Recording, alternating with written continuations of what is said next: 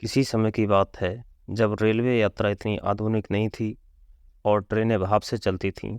भारत के एक छोटे से गांव के पास एक रेलवे स्टेशन हुआ करता था जिसका नाम था बरकुंठा स्टेशन। ये स्टेशन गांव से दूर जंगल के बीचों बीच स्थित था, जहां सूरज ढलते ही चारों ओर सन्नाटा छा जाता था। घने पेड़ों से घिरा ये स्टेशन बहुत ही सुनसान और डरावना प्रतीत होता था। दिन में भी वहां मुश्किल से ही कोई दिखाई देता था और रात होते ही स्टेशन पूरी तरह से वीरान हो जाता था। गांव में इस स्टेशन को लेकर अजीब अजीब कहानियां मशहूर थीं। लोगों का कहना था कि वहां रात के समय कुछ अजीबोगरीब घटनाएं होती हैं। कई यात्रियों ने शिकायत की थी कि रात के वक्त उन्हें किसी अनजान साय का एहसास हुआ जो उनके आसपास मंडराता था। ये साया कभी ट्रेन के डब्बों के पास दिखता तो कभी प्लेटफॉर्म पर बैठे यात्रियों के पास आकर अचानक गायब हो जाता। कई लोग तो यहाँ तक कहने लगे थे कि ये स्टेशन किसी भूत प्रेत का ठिकाना है। इस कहानी की शुरुआत होती है सुरेश से, जो किसी पास के ही गांव का रहने वाला था और रेलवे में टिकट कलेक्टर था। उसे अक्सर रात की शिफ्ट में काम करना पड़ता था और इसी वजह से वह बरकुंठा स्टेशन पर कई बार रात बिताता था। सुरेश को भूत प्रेत की कहानियों पर यकीन नहीं था। वह अक्सर गांव वालों की बातों का मजाक उड़ाया करता था, लेकिन एक रात उसके साथ कुछ ऐसा हुआ जिसने उसकी जिंदगी बदल दी। उस दिन सुरेश की ड्यूटी रात के समय थी। वह स्टेशन पर पहुंचते ही अपने काम में लग गया। चारों ओर सन्नाटा था और ठंडी हवा की सरसराहट पेड़ों के पत्तों को हिला रही थी। सुरेश ने अपनी वर्दी पहनी और टिकट काउंटर पर बैठ गया। स्टेशन पर कोई भी यात्री नहीं था। वह अखबार पढ़ने लगा ताकि समय कट सके। कुछ देर बाद सुरेश को एक अजीब आवाज़ सुनाई दी। ये आवाज़ किसी ट्रेन के इंजन की तरह थी, लेकिन वह अच्छी तरह जानता था कि इस समय कोई ट्रेन आने वाली नहीं थी। उसने चारों ओर देखा, लेकिन कुछ भी आसमान नहीं लगा। वह फिर से अपने काम में लग गया, लेकिन थोड़ी ही देर बाद उसे स्टेशन के दूर वाले कोने से किसी के कदमों की आवाज़ सुनाई देने लगी। उसने ध्यान से सुना। कदमों की आवाज़ धीरे धीरे उसकी ओर बढ़ रही थी। सुरेश ने हिम्मत जुटाई और आवाज़ की दिशा में चल पड़ा।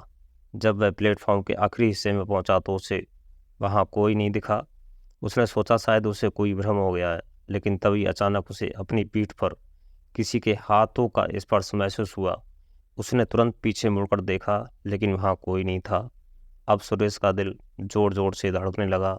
उसे पहली बार लगा कि शायद गांव वालों की बातें सच है।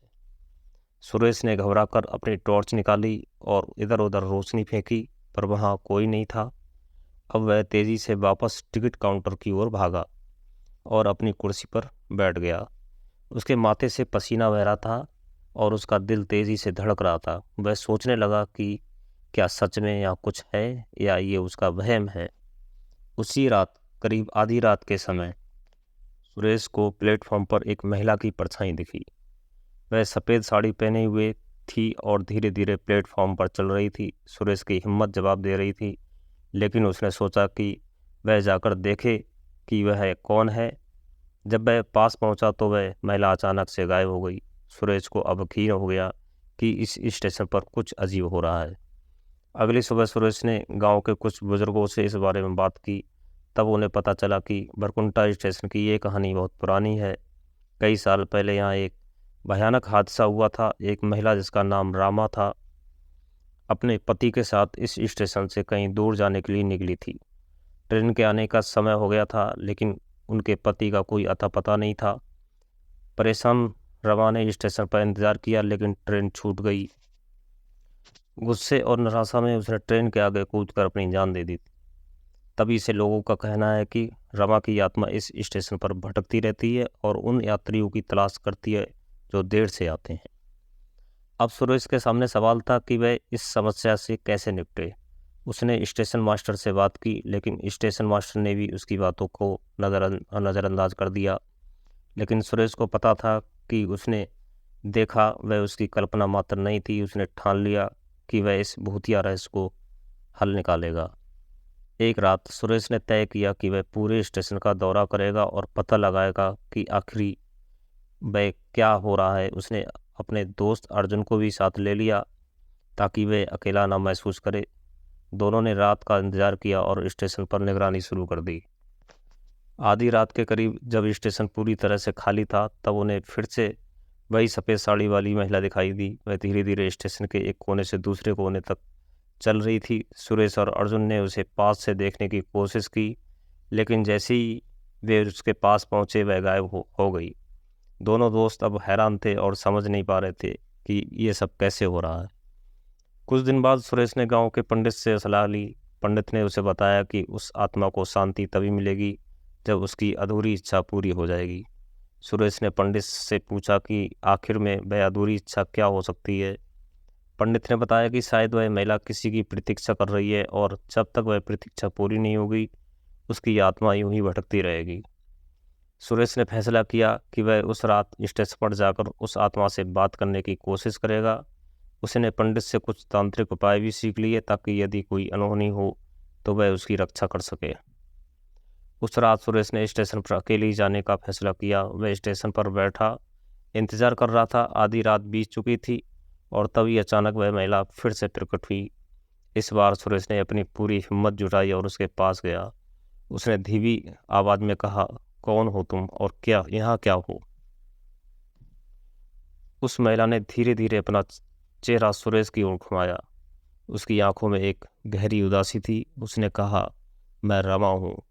मैं अपने पति की प्रतीक्षा कर रही हूँ। उसने मुझसे वादा किया था कि वह मुझे यहाँ से लेकर जाएगा, लेकिन वह कभी नहीं आया। सुरेश को अब सारी बात समझ में आ चुकी थी। उसने रमा से कहा, तुम्हारा पति अब यहाँ नहीं आएगा, तुम्हें अब इस दुनिया को छोड़कर जाना होगा। रमा की आत्मा ने एक गहरी सांस ली और फिर उसने धीरे धीरे सुरेश की ओर देखा। उसकी आंखों में आंसू थे, लेकिन उसके चेहरे पर शांति भी थी। फिर धीरे धीरे वह धुंध में बदल गायब हो गई। इसके बाद से बरकुंठा स्टेशन पर कोई अजीब घटना नहीं हुई। सुरेश ने महसूस किया कि उसने रमा की आत्मा को शांति दिलाने की मदद की। स्टेशन पर अब रात में भी यात्रियों का आना जाना शुरू हो गया। सुरेश ने गांव वालों को ये कहानी बताई, लेकिन उसने कभी ये नहीं बताया कि उसने खुद रमा से बात की थी। सुरेश की जिंदगी में अनुभव एक सबक की तरह बन गया। भले ही वह हम भूत प्रेतों पर विश्वास ना करें, लेकिन कभी कभी कुछ रहस्यों को सुलझाने के लिए हमें अपनी सोच से परे जाकर देखना पड़ता है।